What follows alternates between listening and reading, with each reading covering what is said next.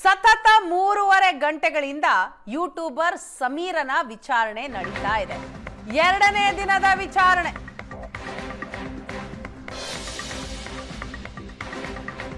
ಬೆಳ್ತಂಗಡಿಯಲ್ಲಿ AI ದೂತನಿಗೆ ತನಿಖಾಧಿಕಾರಿ ಪ್ರಶ್ನೆಗಳ ಸುರಿಮಳೆಗೈದಿದ್ದಾರೆ.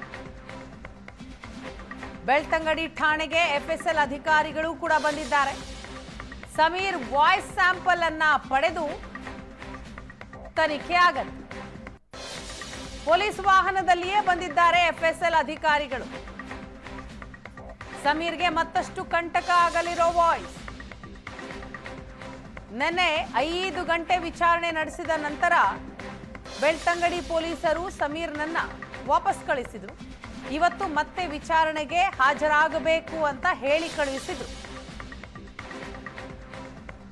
ಇವತ್ತು ಎರಡನೆಯ ದಿನದ ವಿಚಾರಣೆ ಮುಂದುವರೆದಿದೆ. ಯೂಟ್ಯೂಬರ್ ಸಮೀರ್ ಎಂಡಿ 3.5 ಗಂಟೆಗಳಿಂದ ಪೊಲೀಸರು ಕೇಳ್ತಾ ಇರುವಂತಹ ಪ್ರಶ್ನೆಗಳಿಗೆ ಉತ್ತರವನ್ನ ಕೊಡ್ತಾ ಇದ್ದಾರೆ. ಎಐ ದೂತನಿಗೆ ಪ್ರಶ್ನೆಗಳ ಸುರಿಮಳೆ ಆಗ್ತಾ ಇದೆ.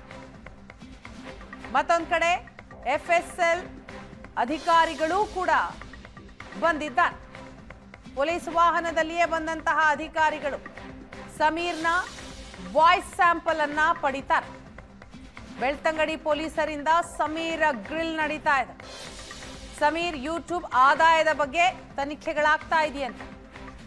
ಆದಾಯ ಮೂಲದತ್ತ ಬೆಳ್ತಂಗಡಿ ಪೊಲೀಸರು ಚಿತ್ತ ಹರಿಸಿದ್ದಾರೆ.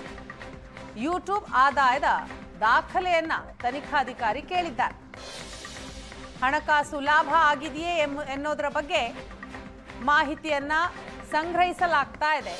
ಇನ್ನು ವಿಡಿಯೋ ಉದ್ದೇಶ, ಹಣಕಾಸಿನ ಲಾಭ ಎಲ್ಲದರ ಬಗ್ಗೆ ಮಾಹಿತಿಯನ್ನ ಪಡೆದುಕೊಳ್ತಾ ಇದ್ದಾರೆ.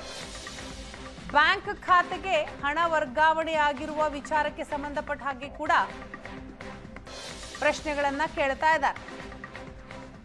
ಬ್ಯಾಂಕ್ ಖಾತೆಗೆ ಟ್ರಾನ್ಸ್ಫರ್ ಆದ ಹಣದ ದಾಖಲೆ, ಬೆಳ್ತಂಗಡಿ ತನಿಖಾಧಿಕಾರಿಗಳಿಂದ ಎಲ್ಲದರ ಬಗ್ಗೆ ಮಾಹಿತಿ ಸಂಗ್ರಹ ಆಗ್ತಾ ಇದೆ. 3.5 ಗಂಟೆಯಿಂದಲೂ ಕೂಡ ಸಮೀರ್ನನ್ನ ವಿಚಾರಣೆಗೆ ಒಳಪಡಿಸಿರುವಂತಹ ತನಿಖಾಧಿಕಾರಿ ಎಲ್ಲ ಆಯಾಮದಲ್ಲೂ ಕೂಡ ಪ್ರಶ್ನೆಗಳನ್ನ ಕೇಳ್ತಾ ಇದ್ದಾರೆ.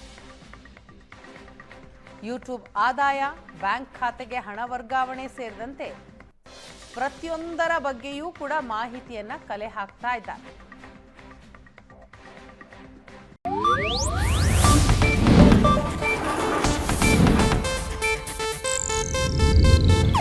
ಇದು ಏಷ್ಯಾನೆಟ್ ನ್ಯೂಸ್ ನೆಟ್ವರ್ಕ್ ಪ್ರಸ್ತುತಿ.